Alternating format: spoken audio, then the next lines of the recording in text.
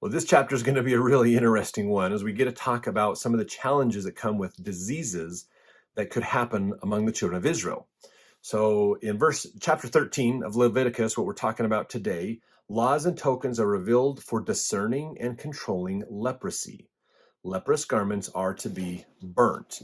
Now, leprosy is actually in the Bible dictionary. You can go look it up to learn more about what this is. Leprosy itself is an actual disease. Okay, there's a real disease that can happen. However, lots of scholars really look at this chapter and believe that when you look at the scriptures and look at even historical documents from ancient times, that they probably didn't distinguish actual leprosy from other types of diseases that look similar. Because sometimes you have similar symptoms, but different diseases. So back then, they just kind of lumped it all together. If it looked the same, it was the same. So leprosy really, while it is an actual disease, does oftentimes cover or has been attributed to other types of skin rashes and diseases and other things that people have had. So let's talk about more about this. And verse 1, the Lord spake unto Moses and Aaron, saying, when a man shall have in the skin of his flesh a rising, a scab or a bright spot, and it be in the skin of his flesh like the plague of leprosy, then he shall be brought unto Aaron the priest, or unto one of his sons, the priests. So it's important to look at this. The Hebrew word zazara, which is translated into the English words leper or leprosy, means to smite heavily, to strike. This is because a leprous person was thought to have been smitten or scourged of God. That is out of Wilson's book, The Old Testament Word Studies. So the thing for us to look at is, again, they looked at a leper, someone who has a skin affliction or a problem with their body that can't be understood by what they knew at the time for medicine. They were seen as an affliction from God. God is afflicting you, not that you have a parasite inside of you or a bacteria causing a problem or anything like that. They didn't understand that. They just understood something's happening to you that is way outside the range of our capabilities to handle. Therefore, it must be God that did this to you. So this is a common idea that we hear all the time back then. This is where a lot of superstition comes from, in fact, because we can't explain things back then. All right, verse 3. So let's talk more about this. And the priest shall look on the plague in the skin of the flesh. And when the hair in the plague is turned white, and the plague in sight be deeper than the skin of his flesh, it is a plague of leprosy.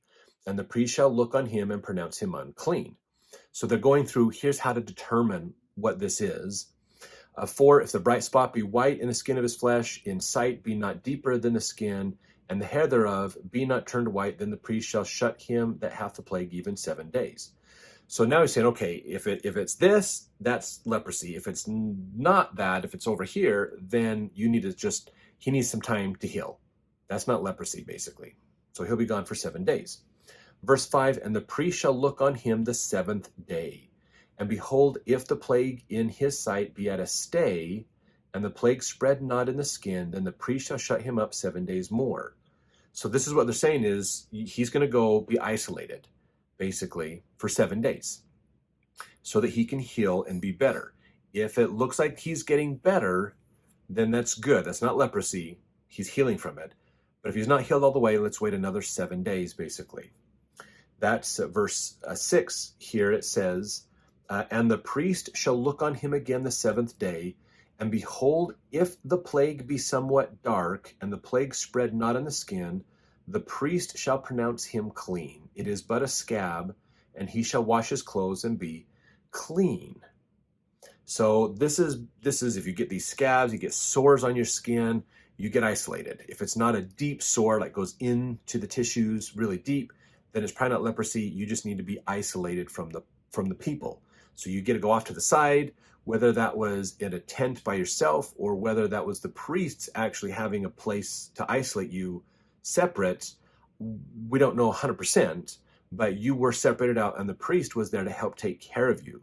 So the priests were somewhat nurses to an extent. Your family was a nurse to you to help out with this. So not so much of a centralized hospital type concept, but a way to manage and deal with the sickness of people, to make sure they get the care they need, but limit the amount of people that are dealing with them, basically.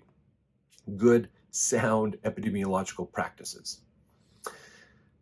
Okay, so if it's just scabs over, like a chicken pox or something like that, just scabs over, like just a rash that you get, maybe you ate something wrong or you mix up with some poison ivy or something like that, I'm just off the top of my head, just thinking about ideas, and it went away, then you're fine.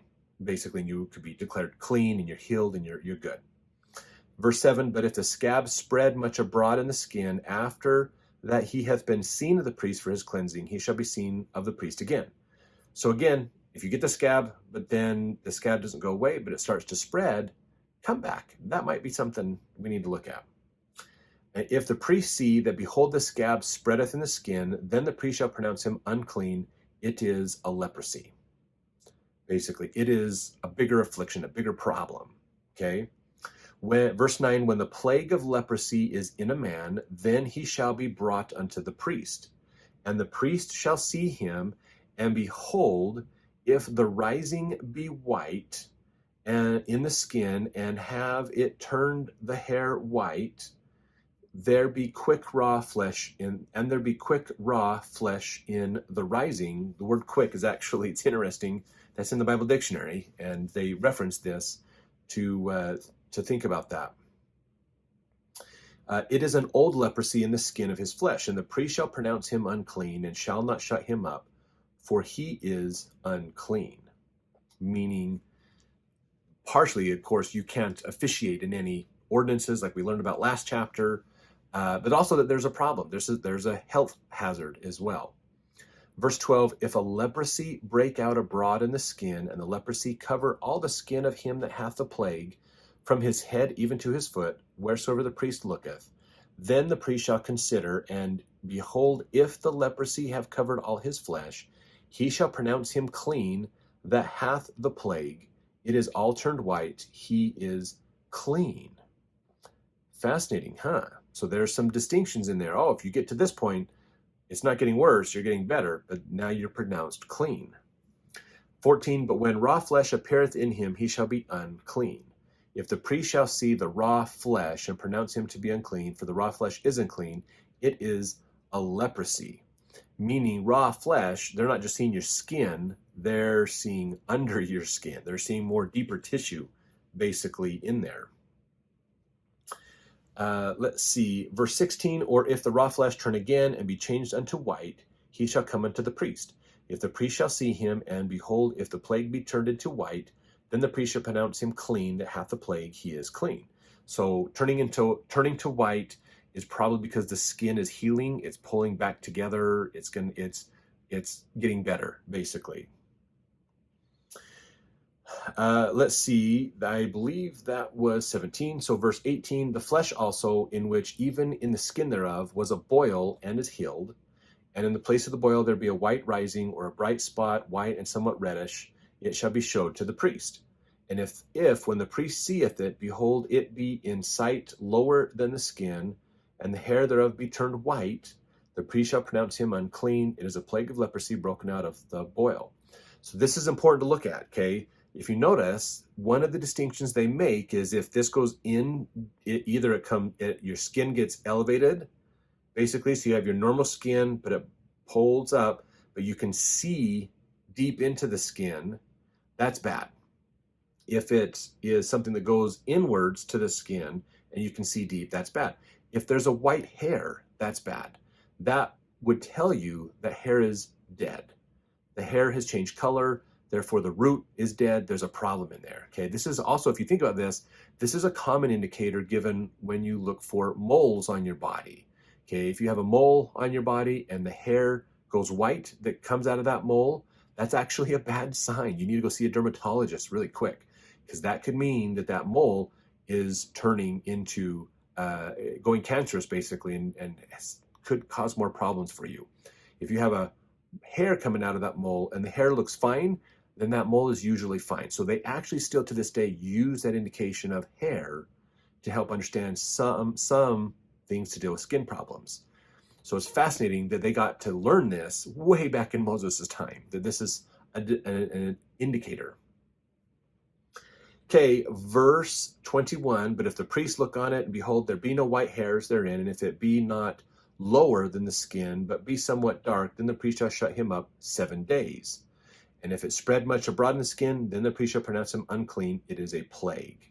So again, now they're saying, okay, if you get this sore and it doesn't look like leprosy, we're going to quarantine you for 7 days.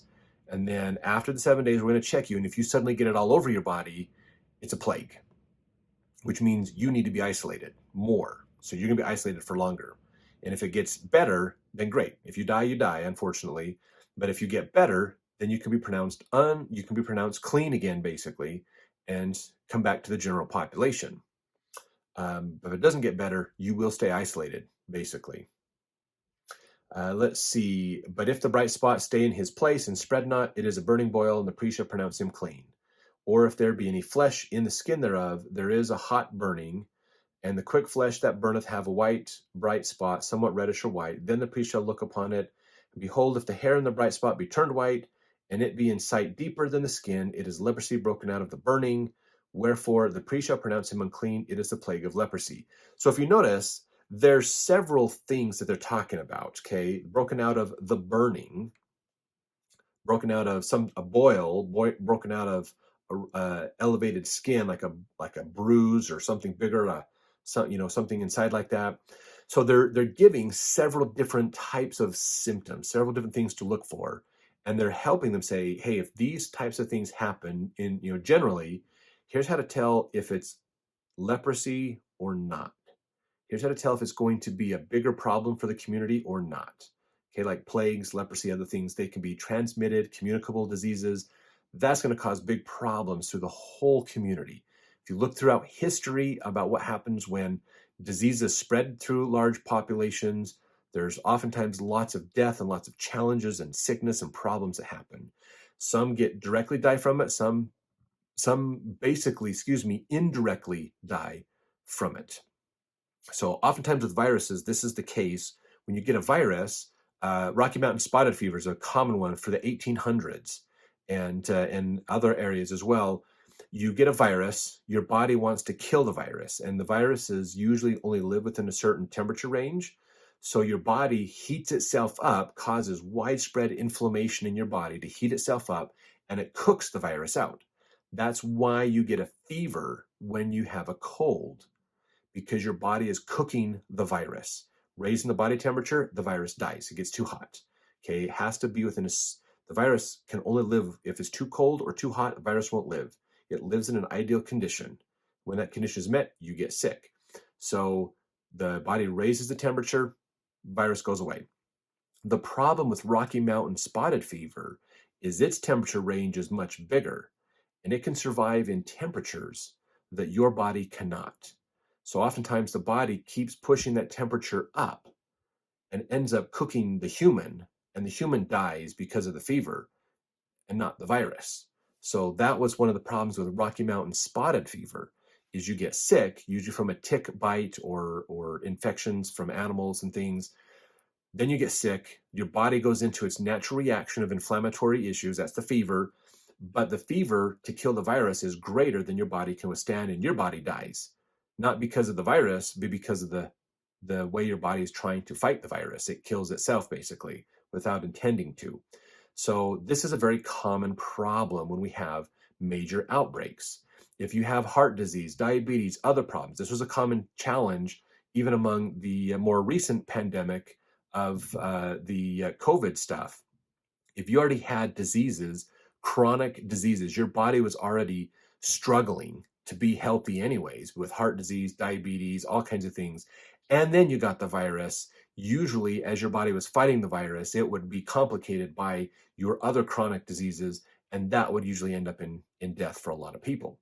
So most viruses don't actually kill us. It's our bodies trying to deal with the virus that we end up dying from. So it's just crazy how that happens. So to stop these, you have to be isolated. You have to pull these people out of the normal population to prevent the spread of these diseases, because they can cause all kinds of other problems for you.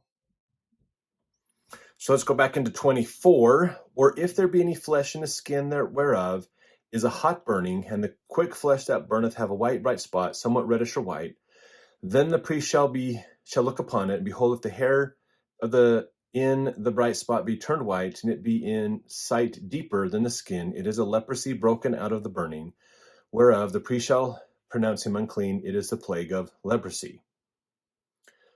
Verse 26, but if the priest look on it, and behold, there be no white hair in the bright spot, and it be no lower than the other skin, but be somewhat dark, then the priest shall shut him up 7 days. And the priest shall look upon him the 7th day. If it be spread much abroad in the skin, the priest shall pronounce him unclean. It is the plague of leprosy. If the bright spot stay in his place and spread not in the skin, but it be somewhat dark, it is a rising of the burning, and the priest shall pronounce him clean, for it is an inflammation of the burning. So, again, just talking about how to tell the difference between what might just be a sickness versus what might be something that could spread or cause problems for the general population.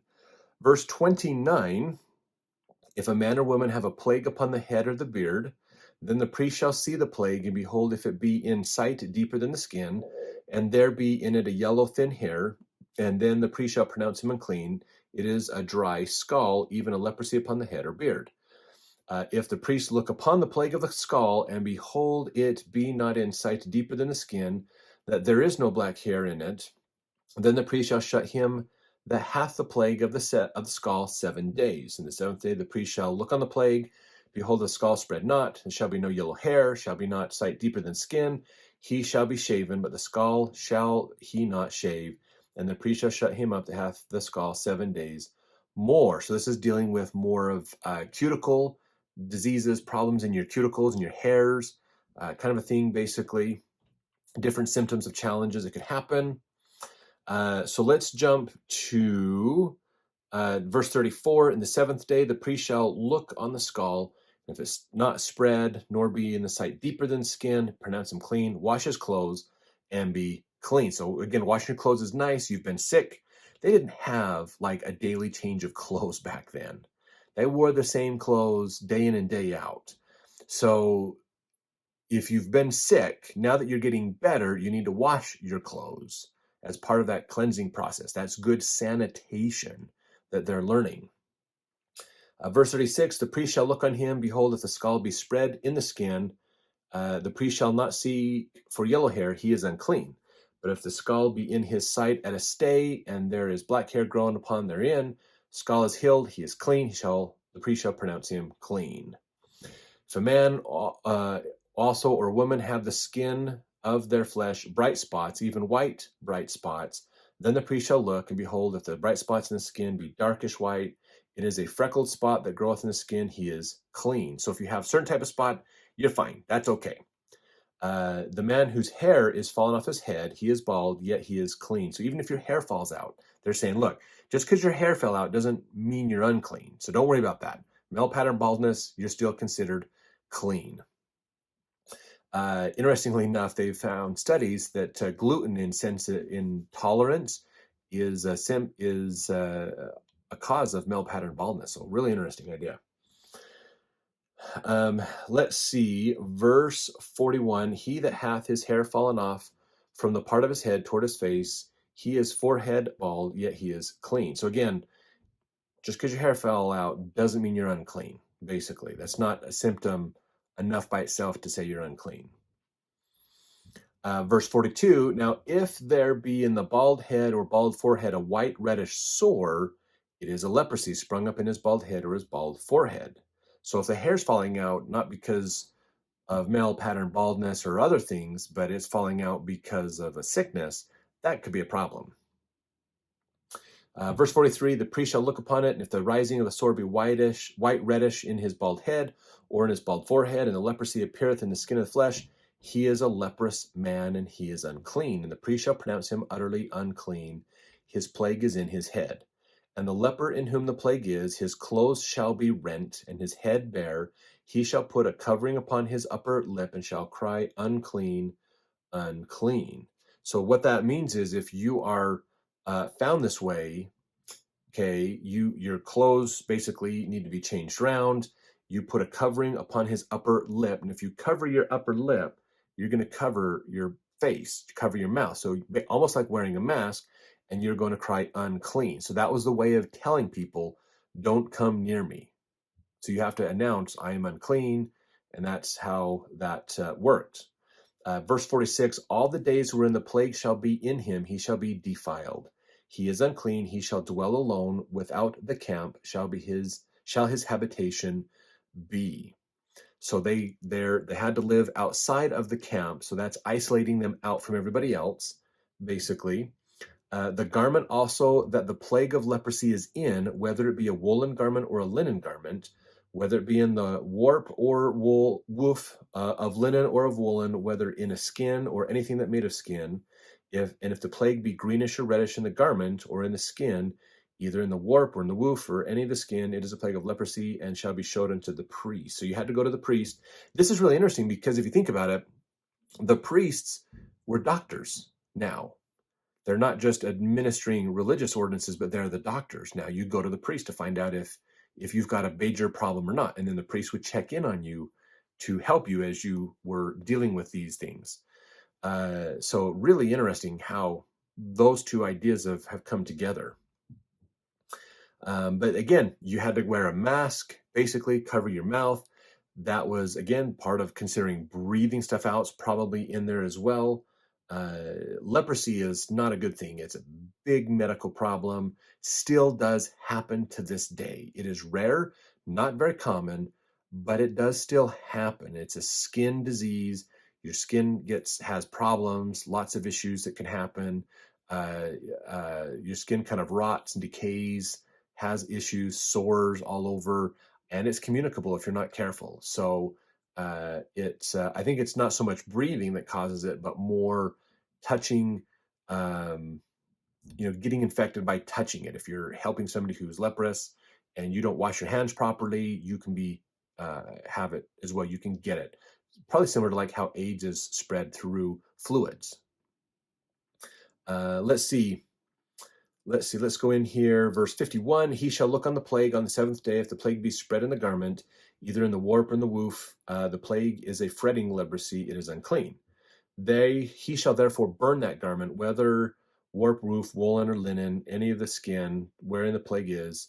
It's leprosy. It shall be burnt in the fire. So what it's saying basically is if you have oozing stuff and it's getting on your clothes got to be burned. You got to get rid of them, basically. They don't have a sanitation process for sterilizing clothes. They just burn them, get rid of them. Verse 53, if the priest shall look, and behold, the plague be not spread in the garment, neither in the warp or in the woof, nor in any of the skin, then the priest shall command that they wash the thing wherein the plague is, and he shall shut it up 7 days more. So again, now, your clothes aren't infected, so you just need to wash them. Keep them washed. That's going to be a good thing. Verse 55, the priest shall look on the plague after that it is washed, and behold, if the plague have not changed his color, and the plague be not spread, it is unclean, thou shalt burn it in the fire. It is fret inward, whether it be bare within or without. So again, just saying, if you still got problems, you need to you get rid of your clothes. If the priest look and behold the plague be somewhat dark after the washing of it, then he shall rend it out of the garment, or out of the skin, or out of the warp, or out of the woof. And it shall appear, and if it appears still in the garment, in any of those spots, basically, it is a spreading plague. Thou shalt burn that wherein the plague is with fire. And the garment, either warp or woof, or whatever thing skin it be, which thou shalt wash, if the plague be departed from them, then it shall be washed the second time, and shall be clean.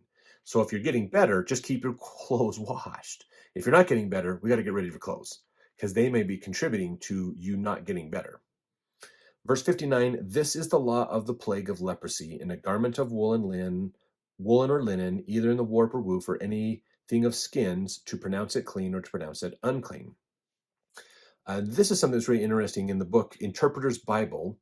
He says, certainly the priests were using sound scientific measures in isolating adults who develop chronic skin diseases that might be transmitted to others. Isolation was the very best method for prevention of the spread of contagion. Furthermore, it is clear that if the individual recovered later and thus had some mild recoverable skin disease, then he could be declared cured and in due time could return to his family and friends. So lots of little things to little distinctions that are made in here. But it's important to realize, again, they didn't know really that well how to tell the difference between diseases.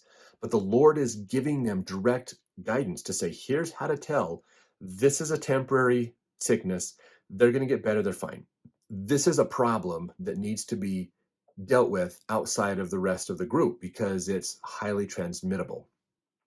So they used, in a way, mask wearing, they used social distancing, isolation, these types of concepts to help deal with the challenges that they had. So does that mean that all diseases should be handled that way? Not necessarily. In today's world, we still use some of these techniques, of course, today. We saw it a lot through the pandemic years. The thing that's important to look at is with modern science, sometimes we can say, okay, we understand that. We can look for the virus, we can look for the bacteria, and know a little bit more specifically of how to deal with that. These kinds of things are good to look at. If we are unprepared for what we're dealing with, then this is the way you handle it. This, in fact, it's interesting because during the Revolutionary War, and you can go look this up, and I hope you do, during the Revolutionary War, there was an outbreak of, I believe it was smallpox, and it was running through the Revolutionary Army, through George Washington's troops. And if you've ever studied the Revolutionary War, it's important to realize that George Washington was fighting the most sophisticated army of its day. The British Army was seen as the apex of armies. They were top of the line. I mean, of course, there was the barbarians, the Huns in Asia that could probably wipe out the British Army. But in what they knew as the main world there with Europe and America developing and things and the conquistadors and stuff, the British Army was not to be messed with. Everybody knew you don't mess with the British Army. George Washington is the only person in history that captured not just one British Army, but 3 of them. Okay, total miracle. Lots of miracles in the Revolutionary War. He's dealing with farmers and retired military people from the British Army. Those are who he's using for his regulars, his troops. And they're already down in number, and they can't. They're the underdog in every sense of the word. And then they get this sickness that starts running through his people in the wintertime. So even around Valley Forge time and all that, this is where it was happening. He still isolated his people. Those that were sick were separated from those who were not sick. He did these types of concepts that we used in the modern pandemic time because they work. And because if you don't have the science to accurately test who has it and who doesn't, sometimes, and if you're not prepared, sometimes you have to go to these general measures to get things taken care of. So I didn't intend this video to be one of discussion on the recent things about pandemic. Everybody has an opinion on whether it worked or it didn't work or what happened, and that's fine. It's totally okay. The important thing is there are some measures that are important for us to do because they're general measures. With modern science, we can do more, which is great. But it's awesome to bring this full circle that God is teaching them how to deal with medicine. And I'm sure this was pretty advanced for their time to understand these distinctions.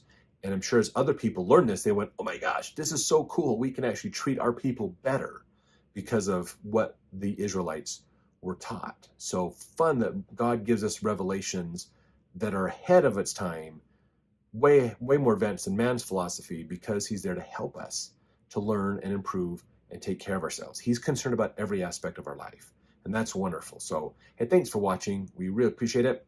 Look forward to seeing you in the next chapter.